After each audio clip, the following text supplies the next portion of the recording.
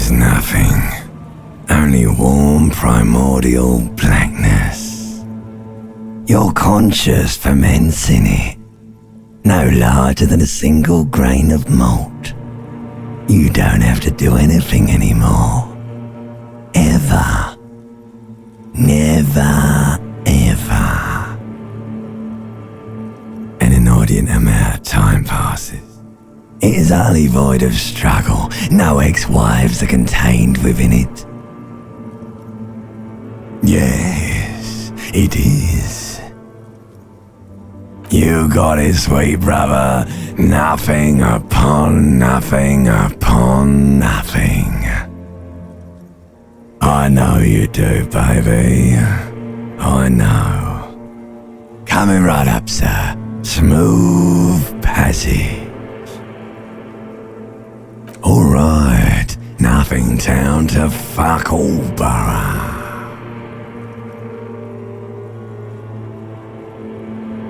Do you want me to upgrade that to a one-way trip, sir? The song of death is sweet and endless. But what is this? Somewhere in the sore, bloated man meet around you. A sensation.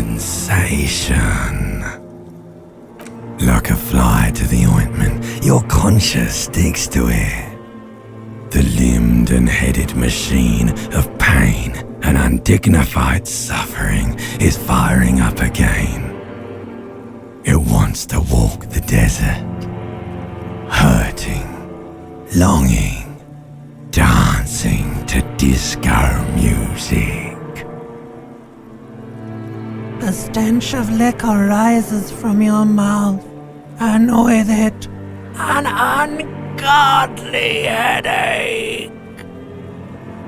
A fiery streak penetrates your skull, trying to force your eyes open. It's a sound, a clarion call from hell. Somehow, you know what it is. A Caprice Canema motor carriage.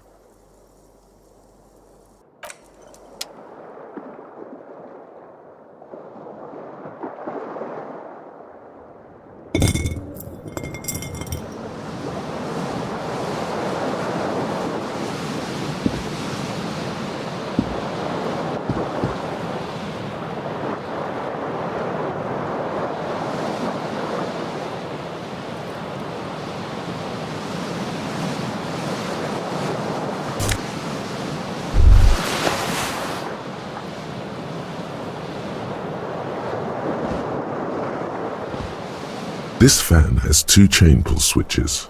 One ends in a tiny fan, the other in a light bulb. A truly horrific necktie has somehow attached itself to one of the blades. The blades come squeaking to a halt. It should be easier to reach the tie now. You swoop up and catch the tie. Snap! It's released from the blade. What you have in your hand is a truly hideous necktie, with 4 or 5 different patterns. The knot reminds you of a noose. You hear a jingle. Keys are clinking in the pocket of your flare-cut pants. It says, whirling in rags, on the aluminium key ring. There is a single key on the ring. The number 1 is etched on it.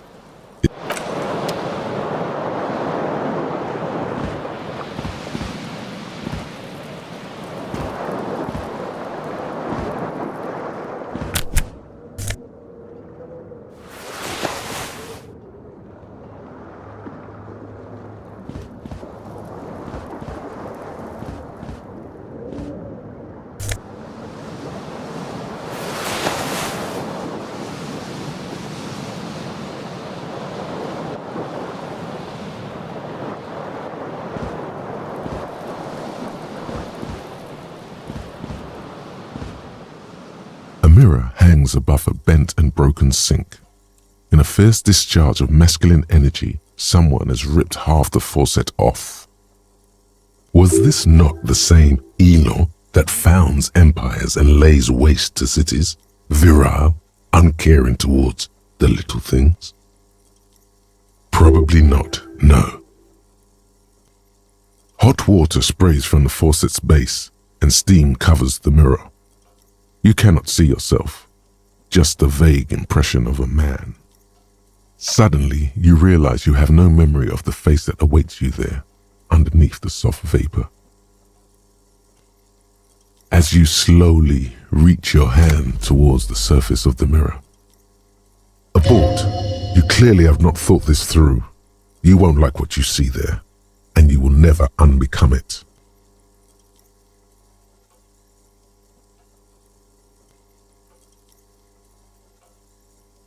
Behold. You have no idea who this thing is, do you?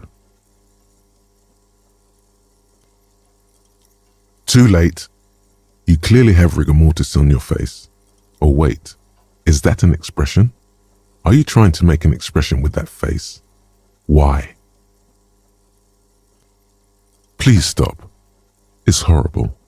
You're scaring yourself. You can't, can you? It's like it's not even voluntary anymore. You have worn that grin into your face and now it won't come off. What does it even mean? What is the emotion you're trying to convey?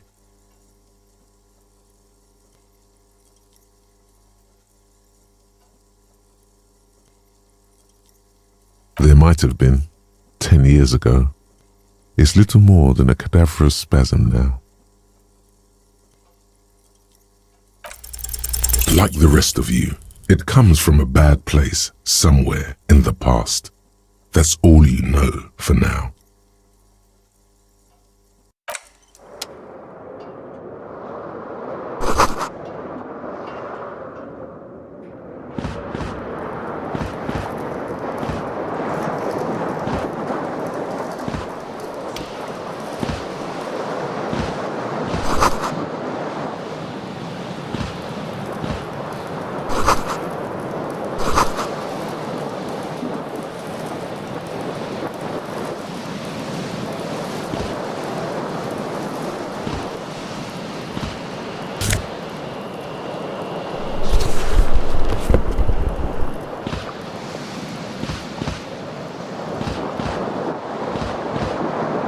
The window stands broken in its frame.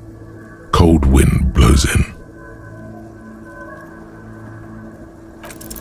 What do you mean, assess the damage? How would you do that? What are you even trying to do? The morning light hurts your eyes. It's hazy, but you see the ocean and some war-torn buildings.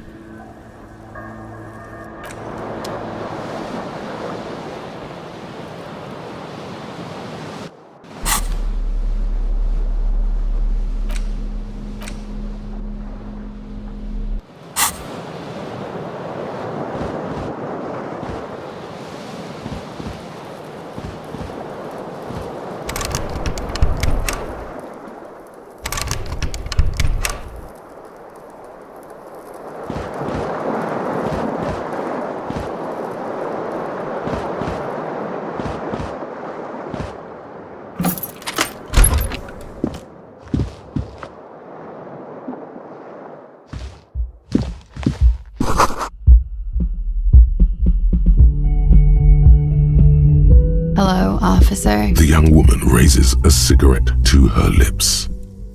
A silver jumpsuit falls off her like scale armor, sparkling. This is the sparkle of too many nights out on the city. No.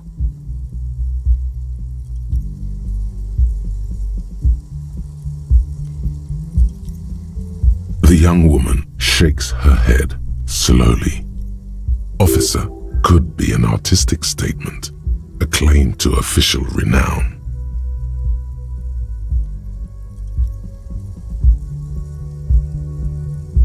No, you're a police officer, sir.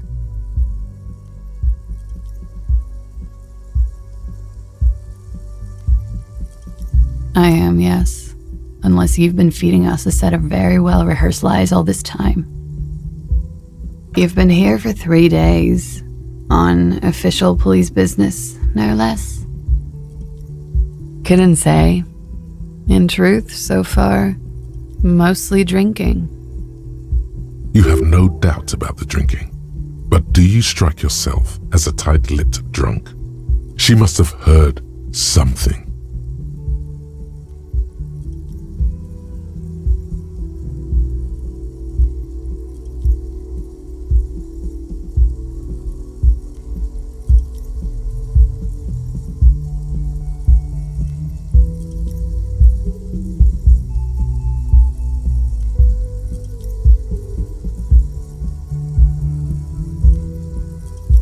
She nods.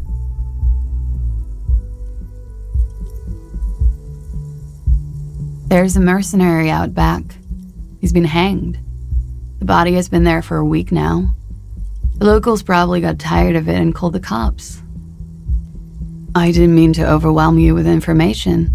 You seem a bit lost, officer.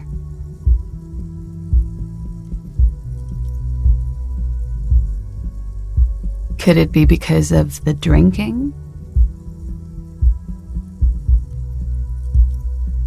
Don't be so harsh on yourself. They let almost anyone be a police officer.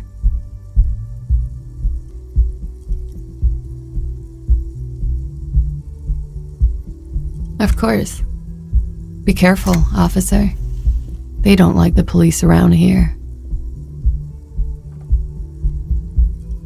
She looks back at you, a light glinting off her eyes. Goodbye.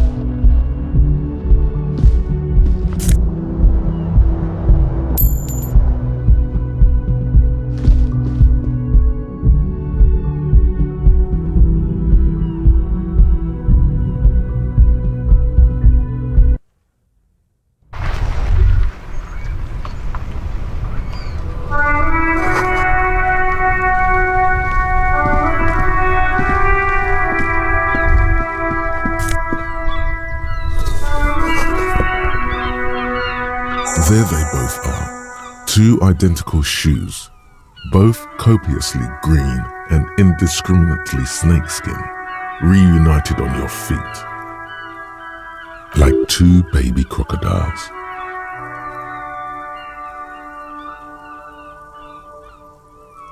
It's pretty clear a normal cop is not what you are. Good, they're balanced, comfy. Feels like the only good thing about you right now, truth be told.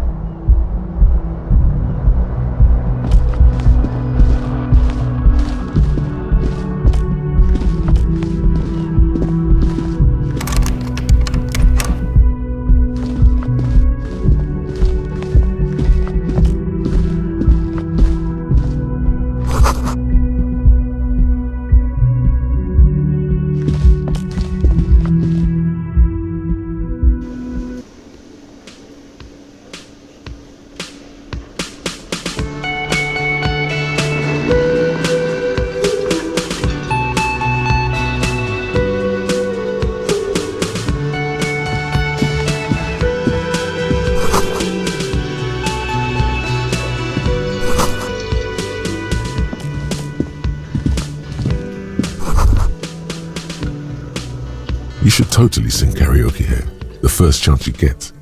Your emotions need to be expressed. People need to know your vast, oceanic soul. Of course, at this point, precise measurements of your soul can only be performed from the outside. It needs to be heard. Through a PA system. By other people.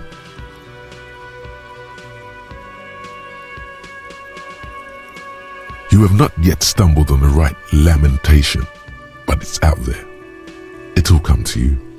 You will wreak havoc with it. Don't worry. Serves them right. Wipe that smirk off their face with your sad, tragic song. Whose luck? You have to find something tragic to sing first, though.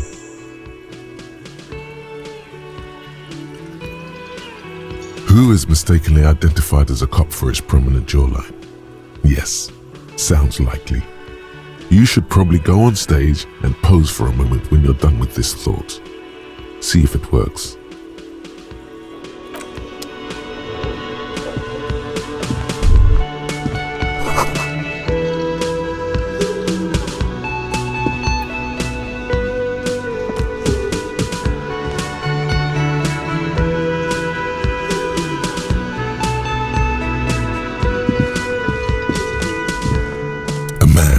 Late 20s stands behind the counter, inspecting a stuffed seabird.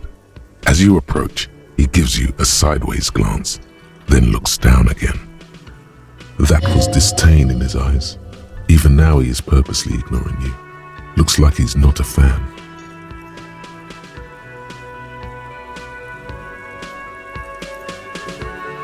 A competent work of taxidermy.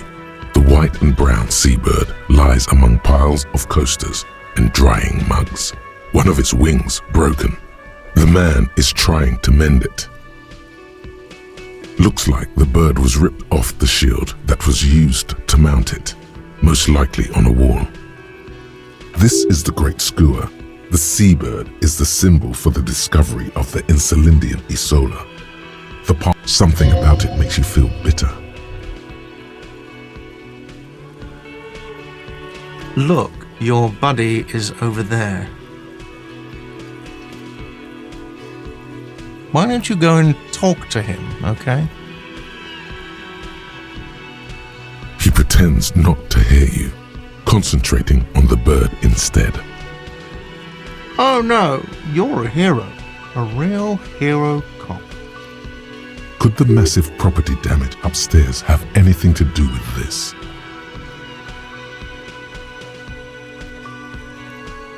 Am I? Or did you ride in, take the body down, solve the murder, and not trash my hostel room? Oh, it's not? You're right, it's not. No, I'm not the bartender. I'm the cafeteria manager. Mm-hmm.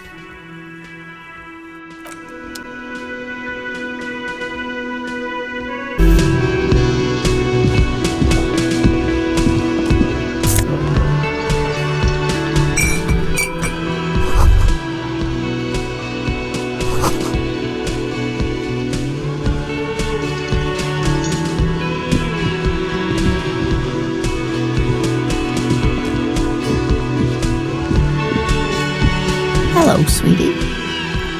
You shouldn't keep your colleague waiting.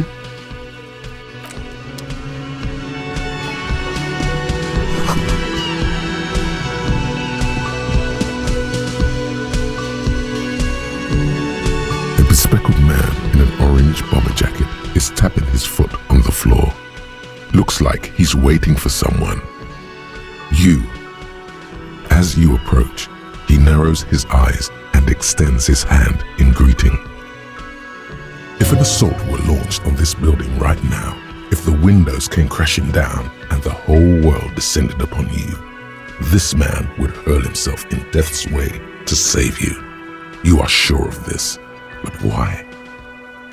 He is your half-brother. Hello, I'm Kim Kitsuragi, Lieutenant, Precinct 57. You must be from the 41st. You realize he's waiting for your name. This is your chance to come up with a really good name for yourself. Get creative. Conceptualize. Concentration makes you squint your eyes. Your name should be deep gold and orange, like a forest fire looming on the horizon, but mixed with the stench of liquor rising from your breath. You're 2 steps closer to it, but there are still many to go. Very well, officer. It looks like we had a little scheduling error on Sunday. Saturday too, actually. Have you had time to talk to the manager here? What he means is, he has been trying to meet up with you for 2 days, but you have been otherwise occupied. If you don't mind, we should talk to him again. Ask him for a rundown of the area. Now that I'm here as well. I understand the scene is out back, right? It also wouldn't hurt to assure him the police are finally here. In full force, I mean. Have you mapped out the initial interviews?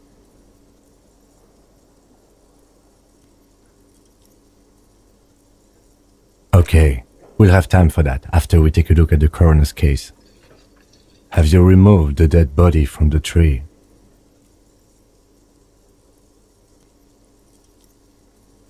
So, the body is still in the tree. This is the first time you detect a weariness in the lieutenant's voice. It is obvious he would have preferred for the body to no longer be in the tree. Where it has been hanging for 7 days straight. We should go there as soon as we are done talking to the owner.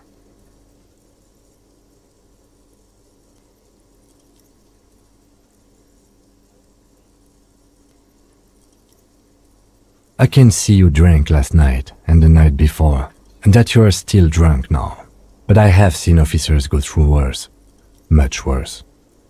If you need something for your headache, there is a general store nearby. But as I said, the dead body should be our #1 concern. We all feel that way sometimes. There is no such thing as a police officer, I'm afraid. What remains is that there is a dead body in the tree. Someone has to figure out who put it there. If we don't, no one else will. And then, soon after, dead bodies would be dangling from all the trees. But first, we have to take it down. I was sent here to meet a detective from Precinct 41. You have the insignia of the Citizens Militia on your sleeve and on your back. I suppose you could be impersonating him. You could have gotten the insignia from the black market or forged it. But for now, I'm going to set those possibilities aside. I'm not from the Inspectorate General. Inspectorate General means internal affairs. What he's saying is, he's not from the rat squad and isn't supposed to suspect such things. Yes, but I'm not them. I'm from criminal investigation. Yes. They're not just white rectangles. They bear a halogen watermark with the letters RCM and a pattern resembling the street grid of Revachol West. I would ask you to step into the headlights of my motor carriage, but again, it's none of my concern. I just need you to do your job. You mean you don't have a badge? Losing your identification card is a serious matter. My vehicle has a shortwave. You can use it to report your badge missing. I would advise you to locate it as quickly as possible. But getting the body down should still take precedence. Talk to the manager. Then we go out back and take the body down. After you, officer. Lieutenant Kitsuragi is now in your party. You can talk to him whenever by interacting with him.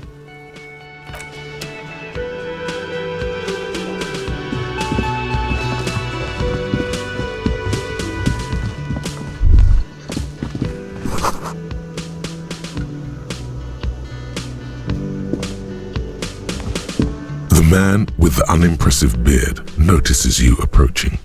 He drops the ledger he was holding and turns to the lieutenant. Mr. Gart, right?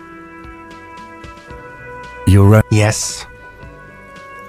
I am Kim Kitsuragi from Precinct 57. This is an inter-district investigation, so joining me from Precinct 41.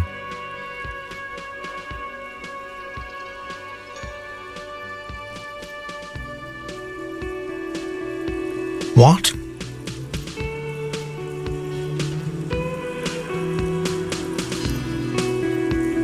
What is this? A joke to you? Is this what you get when you call the police now? This guy? We've been waiting for a week here. Sir, I understand your concern, but we are here to do a job. And for us to do it, I need you to stay calm. Yes, of course. I know it took us a while to arrive at the scene, but it also took you a while to call us. It was you who placed the call, correct? No, I only just got here. It was probably Sylvie who called you. She usually works the bar here. I'm only temporarily taking over her duties. Do you have her number? As a matter of fact, I do. You said you just got here. From where? Are you a local? What, of Martinez? No, I live in Jamrock. I only sometimes come here to keep an eye on the place. This is just one of the many cafeterias I manage. But you still know your way around, yes? In case we need directions. Yes, I know where some things are, but as I said, I don't live here. I just used to work here. And I'm not going to start working here again, if that's what you think. I didn't imply that. Detective. He probably means this is where you step in and ask your questions. His face expresses profound doubt in your having this. Ask him about the body's location before asking if he killed him. People give up information in the more innocuous questions, which you can later use in the more sinister ones, not vice versa. Behind this building, there's a courtyard. They hoisted him up on a tree there. That's easy. See that door there? First you exit through that. Then to your right, you should see a big hole in the fence. A really big one. You can get to the courtyard through there. No need for the keys. The hole is big enough for the Franco-Nigerian cavalry to fit through. She went away because none of your business. Have they not been telling you you're a cop?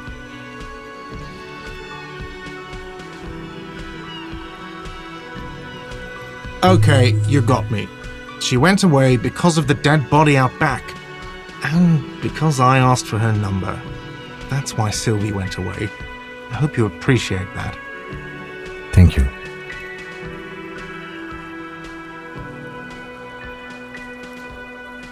I asked an employee out. She didn't want to come, but felt obliged to. It was a bad idea. Now, what is so goddamn fascinating about that for you? It's got nothing to do with the lynching. Good for you. Was there something else? I'd like to get back to what I was doing. I don't know who killed him. I'm not the police. That's your job. This is it.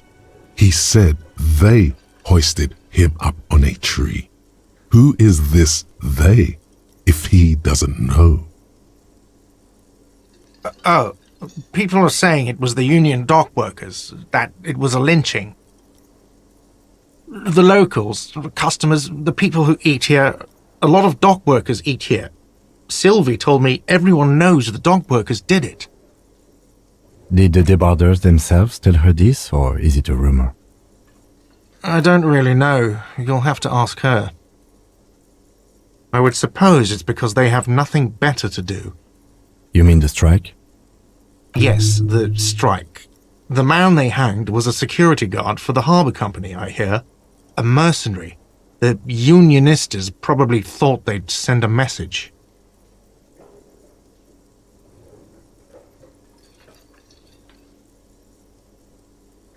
The lieutenant turns the page in the little notebook he's been scribbling in. Let's go. Not so fast. You owe me 130 real. Oh, excuse me. You owe me 130 real.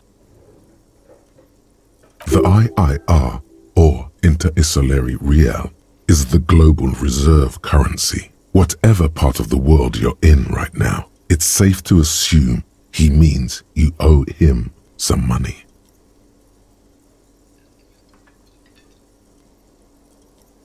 No, you don't owe me street cred. You owe me money. You owe this establishment 130 real. Let's see. 3 nights at a tariff of 20 real comes to 60 real. Then there's the window you annihilated. The hole in the window was the first thing I saw when I came to work. So don't try to tell me you didn't. That will be 40 real in damages. Another thing you've annihilated is half the bar. You've run a tab of 30 real. Actually more, but we'll round it down to 30 for your hard work maintaining the stability and order of Revachol. That's 60 plus 40 plus 30 equals 130 real. And yes, real is still money. What are you, a philosopher?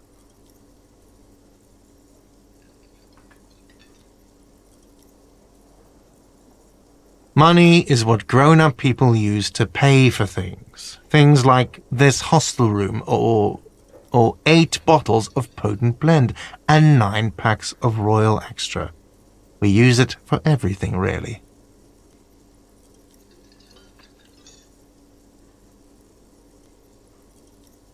Are you serious? From your work? I don't know. You can take bribes, I guess. I'm sorry. I don't think cops can take bribes. Some do take recompense, but only to survive.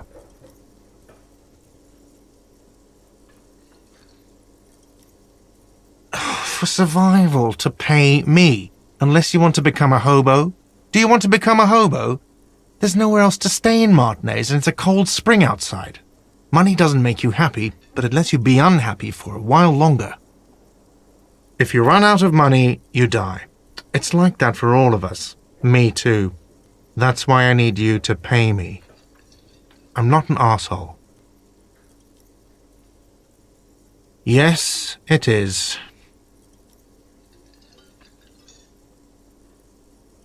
No, you see, that's 40 cents.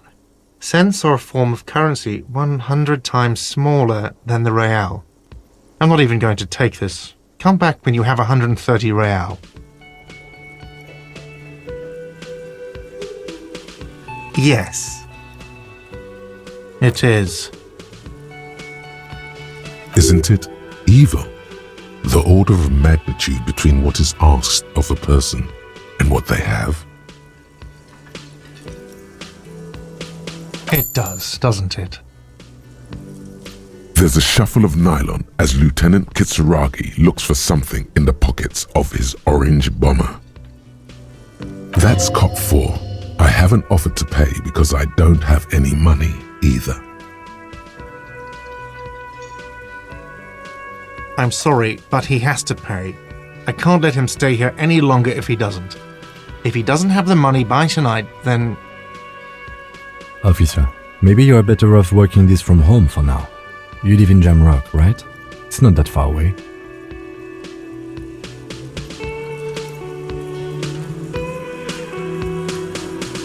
Officer, you really need to take this up with your station. I have a shortwave radio in my car. Call them, ask for assistance. We have to get this investigation started now. Good luck. By the way, where is home? The address is coming up blank, and this place sure isn't it. But you've been at this hostel cafeteria for only 3 nights. Where were you before? You had to be somewhere. You don't really know, do you? A vague, blackened image doesn't sound like somewhere you can stay if you run out of money. You can try. Run some addresses in your head when you get the time. Maybe a street or an apartment will appear.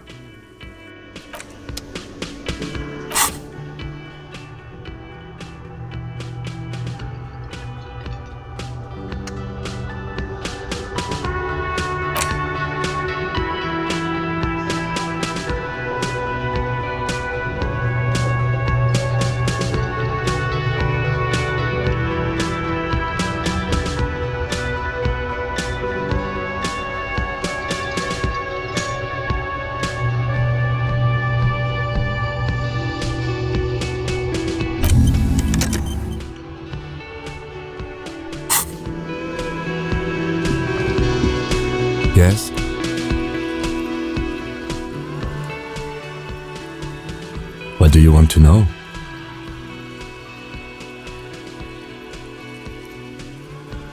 I'm afraid you and I are pawns in a pissing competition. You don't know? I assumed you were in on it.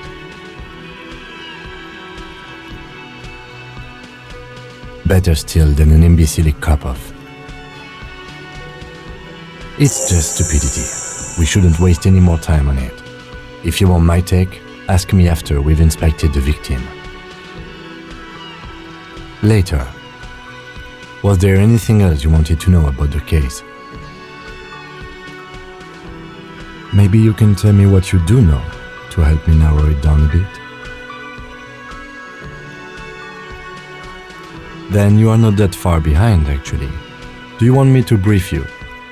There's no reason to wing anything. If you didn't get the brief, that's okay. I did.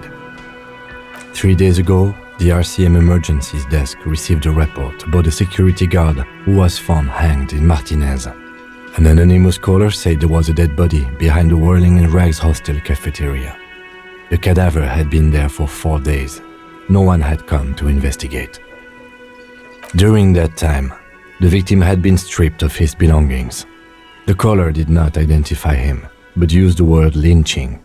There is an ongoing labor dispute between the local dock workers and the logistics company Wild Pines. I was told we should approach the death as part of this dispute. They didn't identify themselves in any way. The tone was muffled using a device of some sort. The desk could identify neither the caller's age nor sex. There's a strong prejudice against involving the RCM in what's seen as union matters. The dock workers' union is the de facto police in Martinez. Now it appears they've started executing too. We cannot allow that. That's us, the Revachol Citizens Militia. We're the police in this city. The RCM, or the Revachol Citizens Militia, is the police force you and him are part of. A self-organized peace corps of the occupied city of Revachol. The RCM operates within a legal twilight, yet its authority is rarely questioned. It's super useful to know this. Just to be clear, we are police officers. It's our job to find the killer. That's the case. Uncover and arrest the killer. No, it's not a particularly mysterious case. The deceased is a security guard for a corporation involved in a labor dispute. It doesn't take a DeLorean polymath to put the pieces together.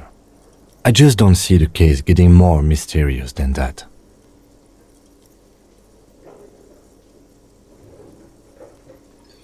Then you are in luck, because we are in the midst of a major strike by the dock workers' union. Maybe more than that. The union clearly wants a piece, not just of the industrial harbor, but the Wild Pines Corporation itself. Is this a strike then? Or the first shots in a workers' coup? I expect the case itself to be less challenging than navigating these community matters. This district isn't used to the RCM's presence, and the union rarely overplays its hand, as it appears to have done in this case. Strike, coup, revolution, it's brigandage, however you parse it. You feel something rising through you, a familiar feeling, an opinion taking form.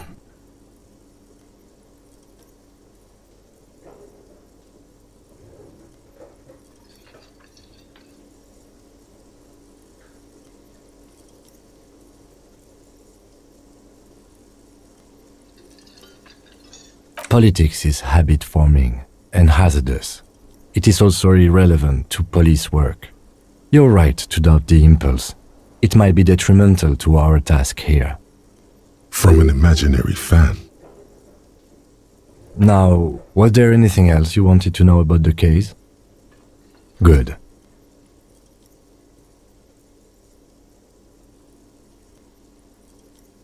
Me? I don't see how my life is pertinent to the investigation. That's a fair point. All right, for the good of the investigation, what do you want to know? That's correct. You feel a slight urge to put the lieutenant down for this, but you can't quite muster enough testosterone.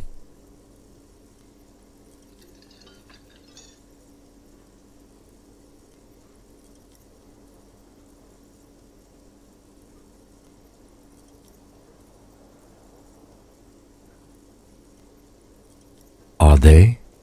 They are mostly just cumbersome.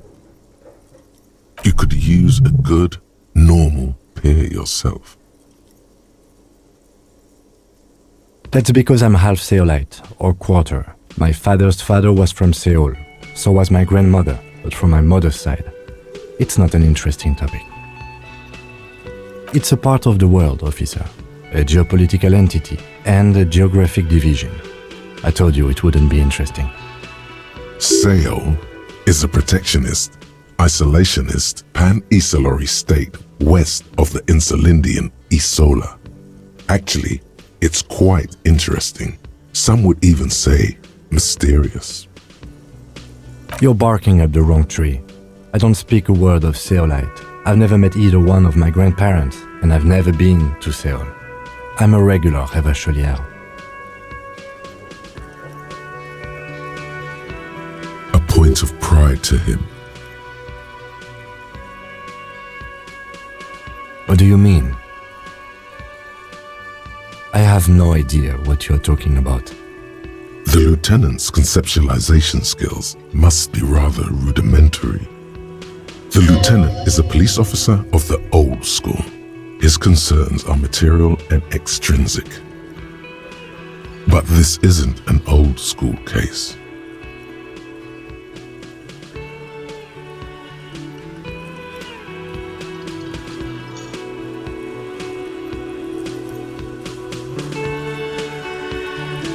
So what? That makes you the new school? God spare us. For real detective work, nothing beats a good notebook by your side. The lieutenant produces his small blue notebook and idly thumbs through a few pages. We all have our different mediums. His is written.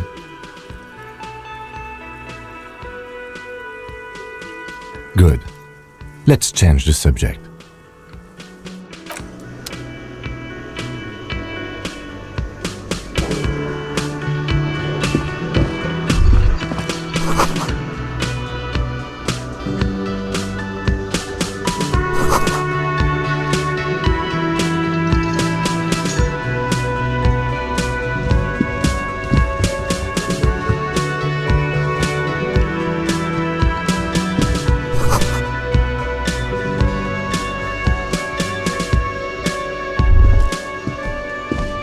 The theme on that pinball machine is a standard royalist theme, used on everything from pinball cabinets to full-flavor cigarettes. Clinging to a picture book version of the past century, waiting for the king to come back and cast out all the profiteers and homosexuals. Basically, imagine a yellow plastic crown with a liquor brand emblazoned on it. The sentiment is called anti-centennial nostalgia, pining for a time before the turn of the century. It's common even now, after 50 years.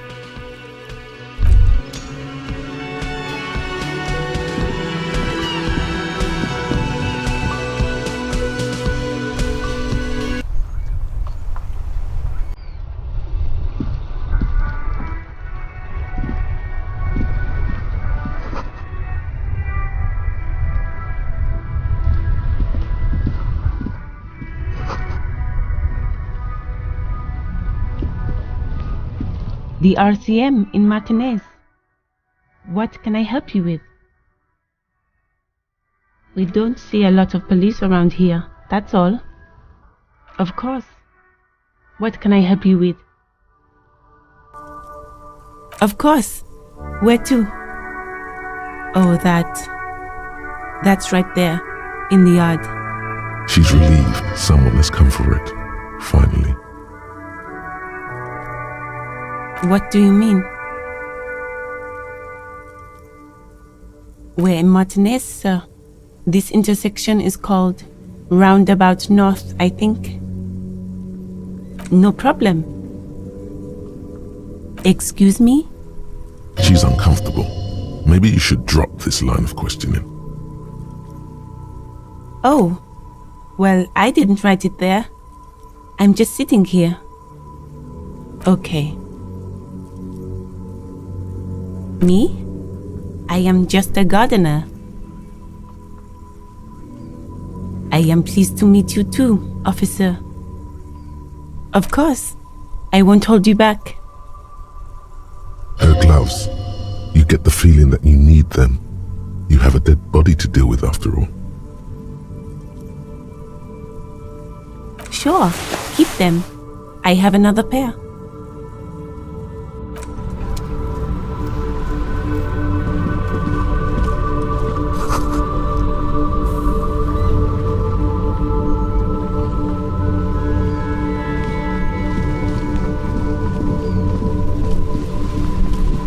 Before you stands a motor carriage.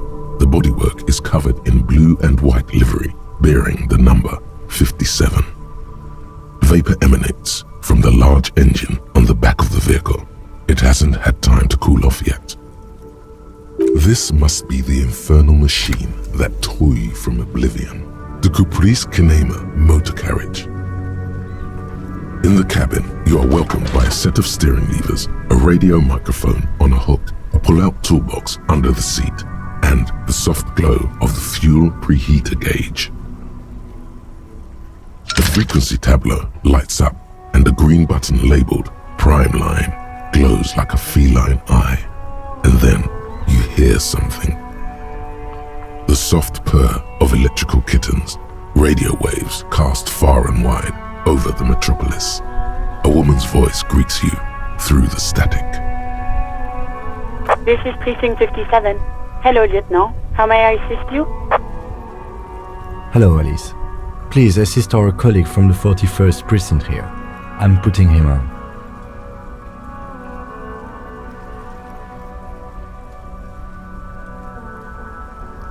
This is Officer Alice Demetri, Precinct 57. How may I assist you?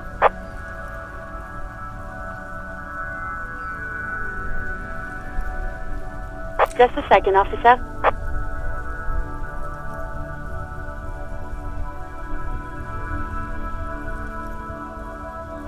Ten 2, 10 5. This is 41st. Come in. Over.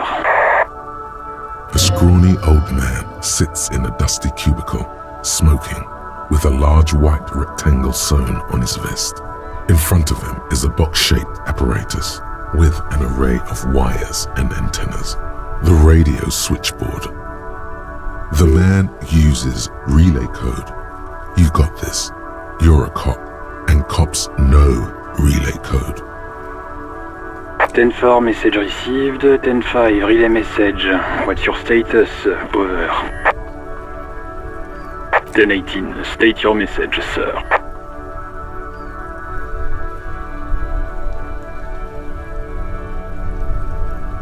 10-9, over. 10-4, message received. This is a very serious situation. I need to 10-22 the captain. Over. Is it him? What does he want? Says he lost his badge and needs to report it.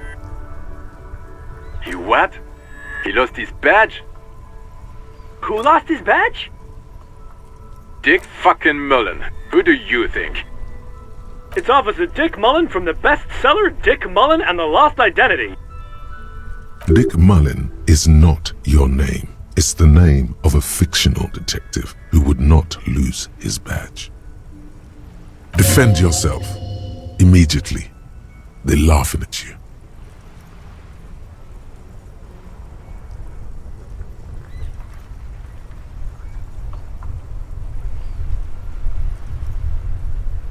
He's asking you to stop, says this is serious.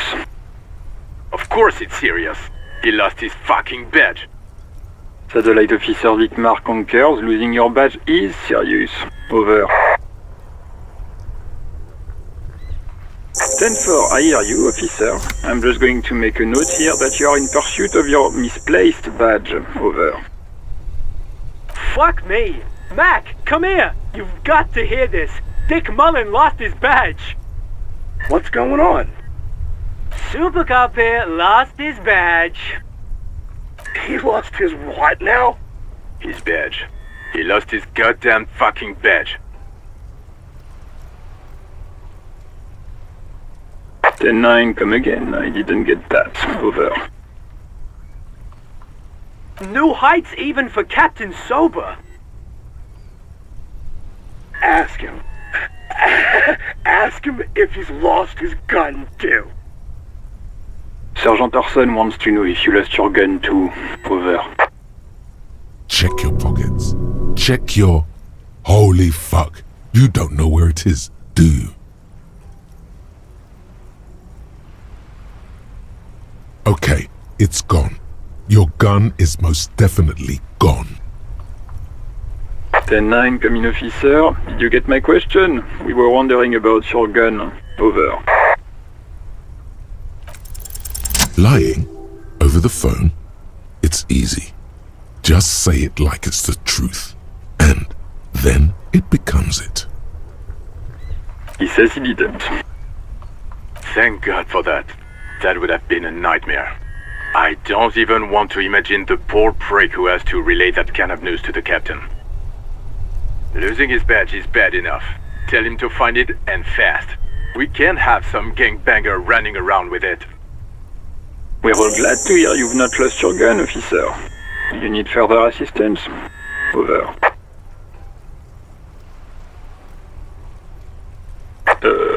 Okay, 10-4, sir. I hear you. Relay your question. Over. Wait. Before you say anything stupid, think it through. Be smart about this. Ask if he's there alone. 10-4, sir. I'm not hearing your question.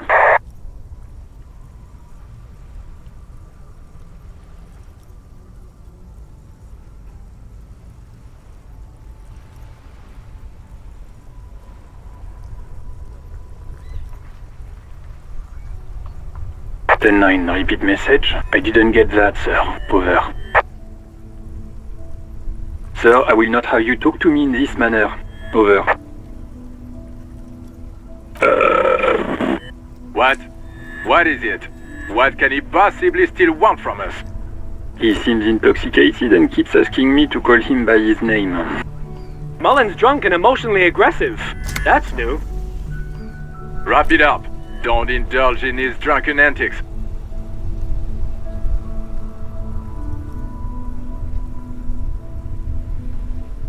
What? What is it? He's still on the line? He wants to verify the information on his badge. But of course, it says Dick Mullen, High General of the Revacholian Cavalry Force. Tell him to stop wasting time.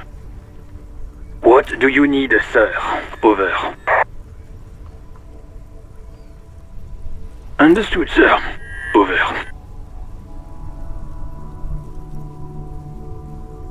Roger that. 10-10. Over and out. A metallic drawer slides out from under the seat and clicks into place. The tools inside are neatly organized. Take what you need, officer. It's going to be a long case. I'm not protective of my tools, like some men are. He's clearly a little protective of his tools. But what can you do? Work is work. The pull-out toolbox slides back into its nest. Preheater gauge casts a warm glow on the steering levers and the radio on its hook.